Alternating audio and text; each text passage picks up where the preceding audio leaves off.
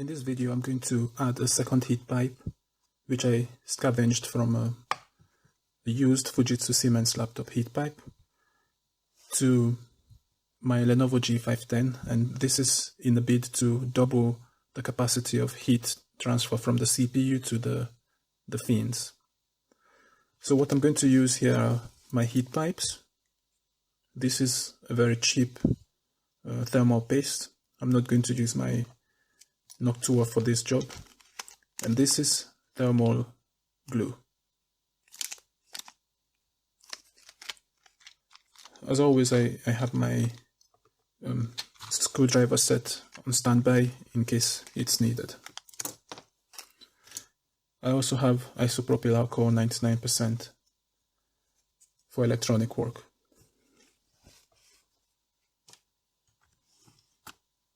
So this is the system that I will be updating. It's a single pipe system here. The processor is under here, heating up all of this. The heat pipe transfers this heat to the radiator fins that then get exhausted by the fan blowing over them.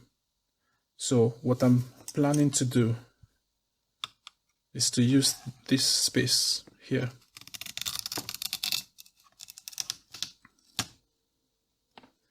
which is, I'm sure, available because this same heat sink was used for the double version with the discrete GPU here. So I'm planning to put this heatsink here in this way, glue it, and try to glue it here.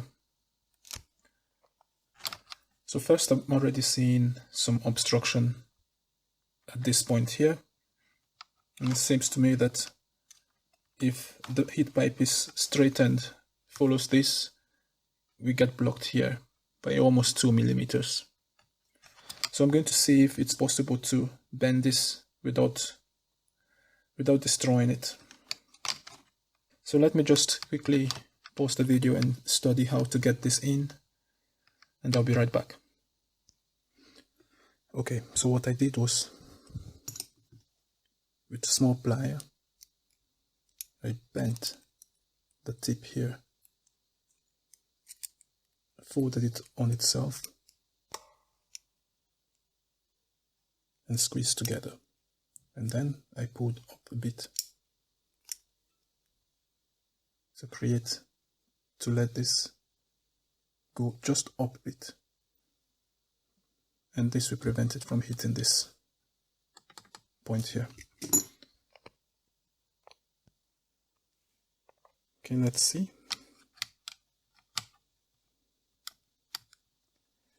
So by pressing here on the fins, there is still some wobble, but not that much.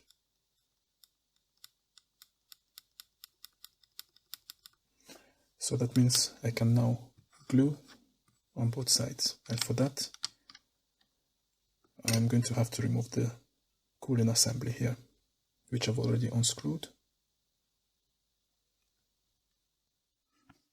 Okay, so first thing I did was to use masking tape, painter's masking tape, to close the exhaust section of the fins,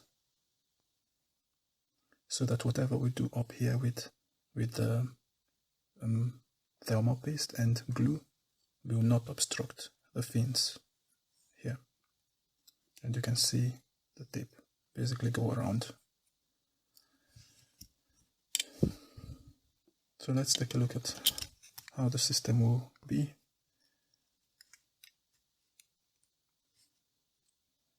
It looks pretty neat, except for the fact that 1 centimeter is missing from this, but I don't think that will be too big of a problem. I've prepared these clamps, and we're going to use them to press the heatsink down while it's drying. While the glue is hardening, I mean. Okay, so next thing I did was to clean this section with my isopropyl alcohol, and that is just to get the surface clean enough for the glue.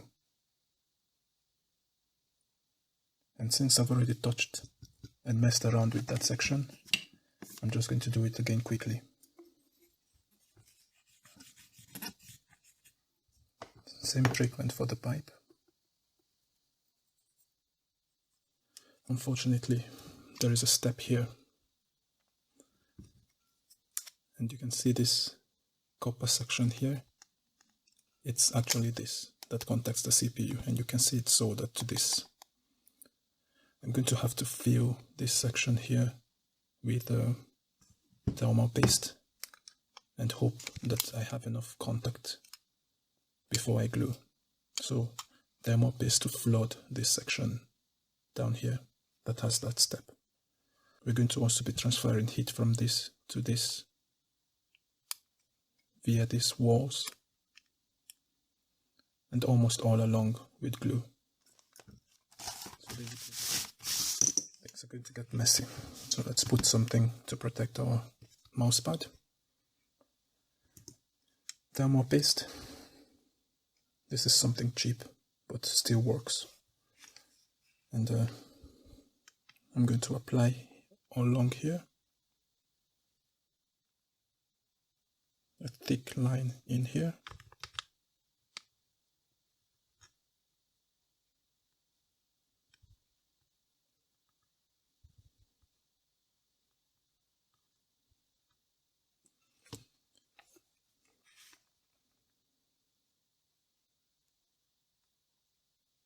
Okay, let's see how that looks with the pipe in place.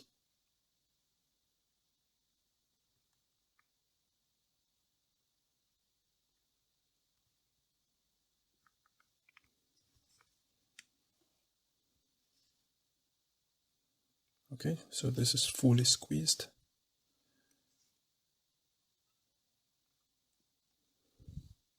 And the fact that we have this overflow means that we have a full coverage underneath the heat pipe. Same here. And you can see the overflow all along here means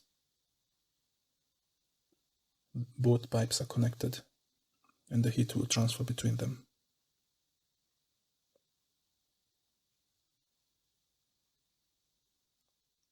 Okay, so now it's time to glue.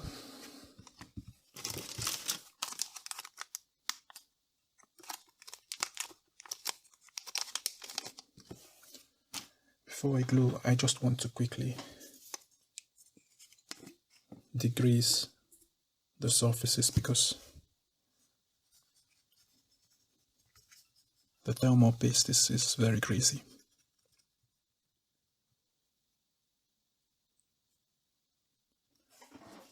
We need to pierce this seal. Okay, that's done.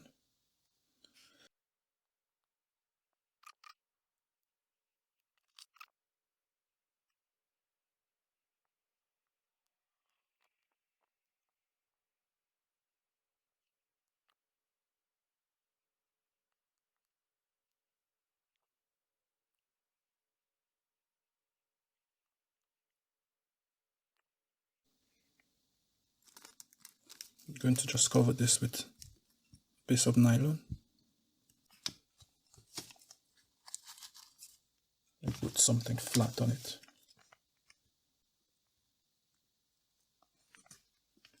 Okay, that should do on that side.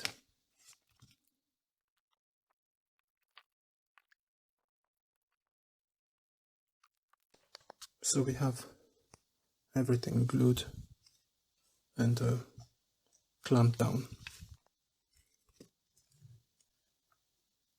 It's currently 15 past midnight, so I will be back in the morning when I wake up and we release the clamps and see what we have. So the time is 9:24 a.m. and the glue has been curing for the last 9 hours, over the last 9 hours. touching it, I can feel it.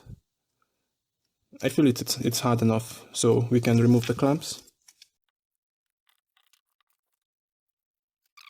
But the glue is hard, and I'm sure it's still curing because the spec sheets say it takes over 24 hours to fully cure.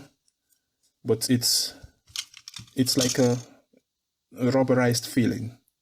This is how I can explain it.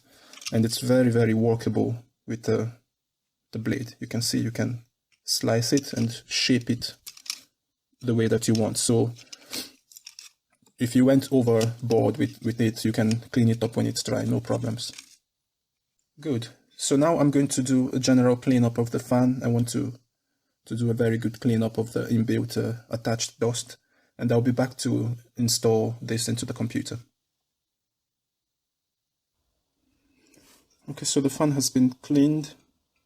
You can see how cleanly it looks. All the dust inside here accumulated on each fins have been cleaned with a paintbrush and some soapy water.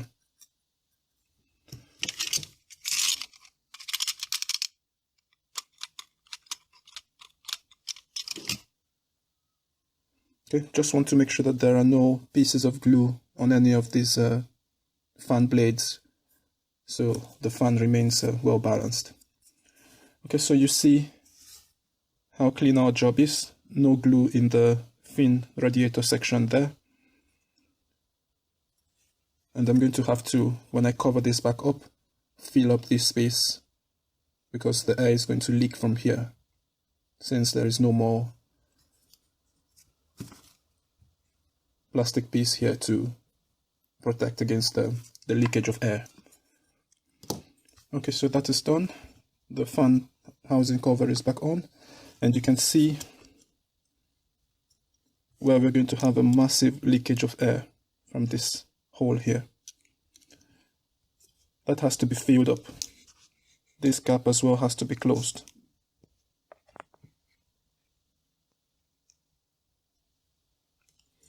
We want all of the air sucked in from the fan to blow out from this radiator section here. And this will give us maximum cooling. Air wasted out of these holes is not going to benefit us anyway. So what I did was to use thermal glue to seal shut that section so as to prevent empty space for the air to flow out of. And I did this without masking because knowing how workable this glue is even when it's hard, when it dries off and it's fully cures, then I can simply just slice along this line and be able to remove this cover anytime I want. But we still have a very nice seal against the fan housing here. I used Kapton tape at the back and the sides. You can see this yellow tape. It's this, and it survives very high temperatures. So that I used as a glue to keep the housing together because the tape there was getting very worn off, and there was also some foam here which was very worn off, and I simply just used a small 2mm padded double-sided tape. Okay, so we have fully upgraded this cooling system to 2 heat pipes, and now I'm going to install it into the computer and start running some preliminary tests. I want to make sure that the heat is being transferred along both pipes, and then we see what happens with the computer itself and the i7 CPU. Okay, so now I'm preparing the CPU for thermal paste. I'm simply using a cotton board with my 99% alcohol. I have cleaned deeply the copper shim that is going to make contact with the CPU, since we've been working on it with oily pastes and glues.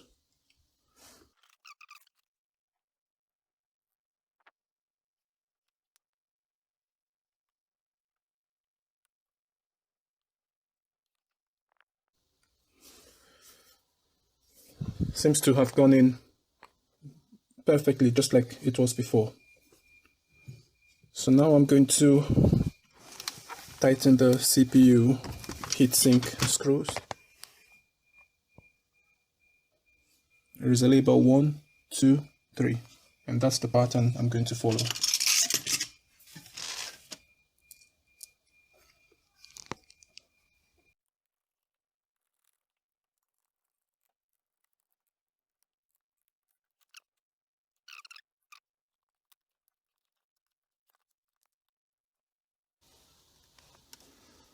Computer is switching on, so everything is okay. Okay, so I've switched on the computer. I didn't want to make you guys wait. I don't have an SSD, so it takes some minutes. Now, first thing I noticed, even before I start switching on core temp or anything, is that absolute silence, except for my hard drive. Now, let me bring you closer to here. Let me bring the computer closer.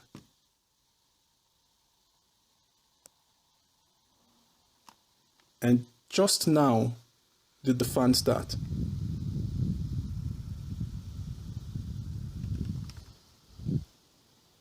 The fan just started now. Before, when I had the single heat pipe, the fan starts immediately and starts blasting already. But the fan just started now, after like 1 minute of switching on, and it's in its lowest setting. Okay, so that's very, very good news. So that means that it took about a minute for both pipes to get saturated with heat enough for the computer to start the fans.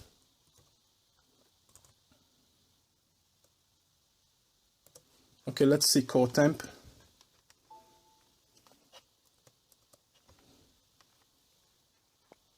Now this modification is not going to really do much with the idling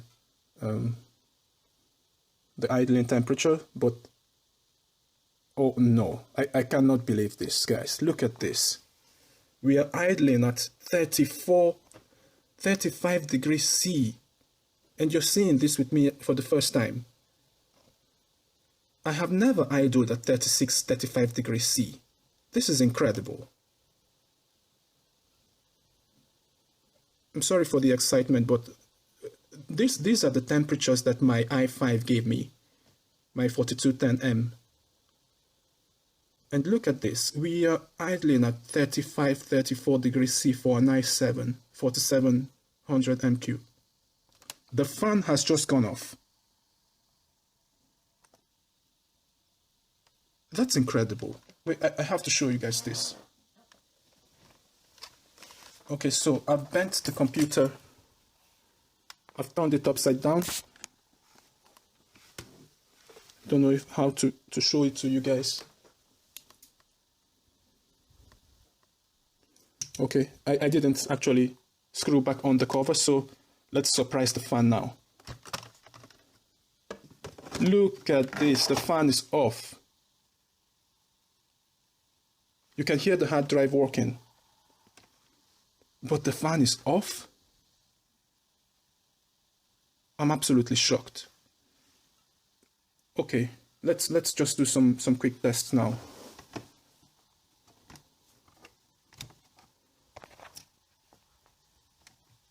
And I'm going to do more comprehensive tests, temperature, but let's just do some quick test with the thermocouple. Okay, fan just started back up. This has never happened since I changed over to an i7, that the fan stops. Okay, so let's see. Put this over here so you can see. So we have around 30 degrees C on the main heatsink here. On heat pipe number 1, which is the original heat pipe, we have 30 degrees C, which is similar to what this has. Now let's see how much this heat pipe has. 31. So actually, it has 32 degrees C. The second heat pipe that I installed actually is now almost the primary heat pipe. It's carrying the majority of the temperature away from the CPU. That's incredible. Let's see. It should be equalized on this side too, and it is. heat is being pumped away from here to here. You can see 32. Same here, 33. Heat pipe number 1, 31.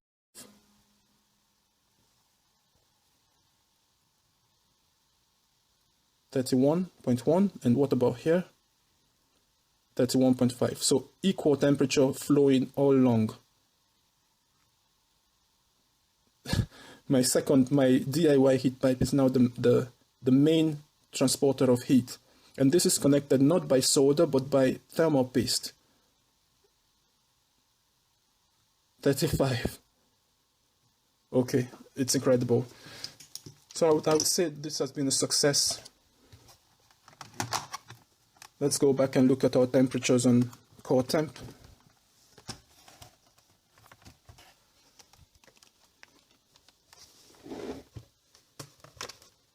Okay, we're still idling.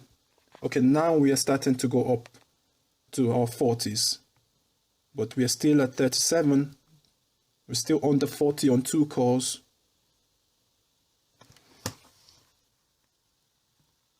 Okay, just let me open up throttle stop now. And we're just going to do a quick benchmark of the CPU now.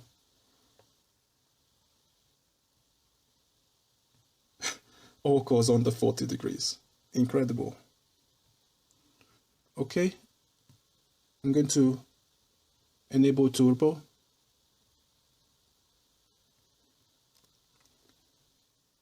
So let's just quickly do a quick CPU Z bench. Let's go up in throttle stop. Yes, it's here. I capped it at 2.6. So let's go up to 2.9. Apply. And let's bench.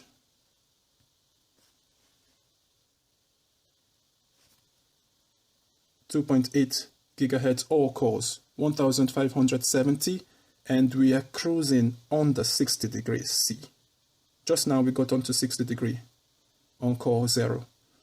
Then score is 334.6, multi-core score of 1570. Look at those temperatures. Let's try to go even higher. Let's go to the max, 3.1 gigahertz on all 4 cores.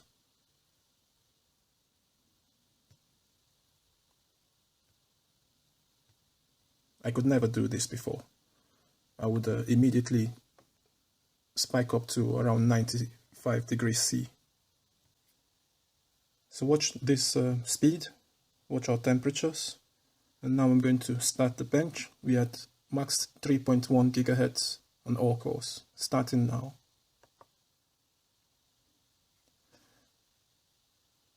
Temperature's just not going above 60 degrees. That's incredible. Look at it here. Just went up above 61 now, and we have a score of 1711. I asked for, all I wanted was just a little bit of headroom. I wanted just that 84 degrees C maximum on now testing at 3.1 gigahertz, but I didn't freaking want the whole sky above my head. We have 39 degrees C to 100 T junction where the computer basically shuts off. We have 39 degrees C to go, and we are at 3.1 gigahertz. So what this means is that I can basically overclock now my CPU in throttle stop here by checking this, increasing the multiplier, 3.6 gigahertz max on 1 core, and this means I can take this higher, even to 3.1, 3.2 to 3.3. Kevin, a viewer that commented on my last video, said he overclocks this to 3.4 gigahertz all cores, and now I can understand why. If I have 40 degrees C to go, and just after a bench, look at the temperatures. Okay, now Windows is doing something, so we spiked up to the mid 40s, but you can see going back immediately to 40 and below. Okay, we are already here. Let's just go ahead. This video is, I'm sure, so long, but let's just do a Cinebench R15 test. Let me pause the video and I'll be back. Okay, so I have Cinebench R15, and my last highest score was 550 score, and that was capped at around 2.6, 2.7 gigahertz on all cores. Now we have 3.1. Let's run and let's watch our temperatures. So I've started it now. We are at 3.1 gigahertz all cores. Look at them. Let's see our temperatures on the 70 degrees C. It's going to go up, so let's see what it's going to go up to. But you can see here, all of the cores occupied 100%, no throttling. Fan noise, this is not the maximum. This is absolutely not the maximum fan speed. Okay, we had 73 degrees C, 3.1 gigahertz all cores. We're almost finished now. Let's see. I think we can do this real time. I'm just doing this real time so I can keep showing you guys how the temperature is going. And we will soon be done with this. We are at 77 now max. 590 CB. We're almost at the 600s for a 2013 CPU i7. I'm very, very happy.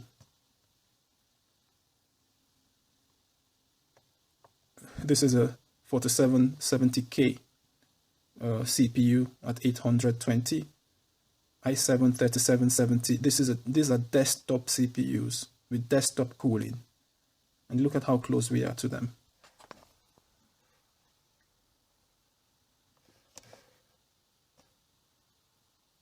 I'm sure if I take the back cover off,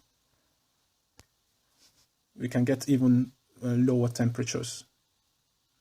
I'm not going to be overclocking this CPU. I don't really have any need for that.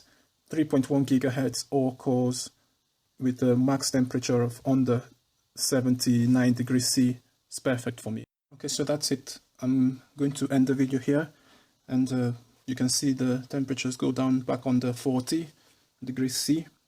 We have 37, 38 on 3 of the 4 cores.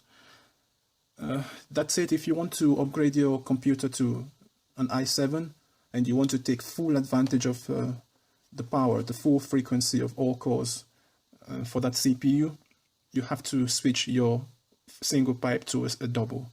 This whole video was all about me doing it in a DIY way with a spare heat pipe. But if your computer has the possibility to have a double heat pipe, you can, for 20 to 30 bucks, get it and install it and have the full benefit of an i7. A single heat pipe, especially the slim single heat pipes, they're just not going to cut it. They're just not going to give you the headroom that you need. So I hope this video helped.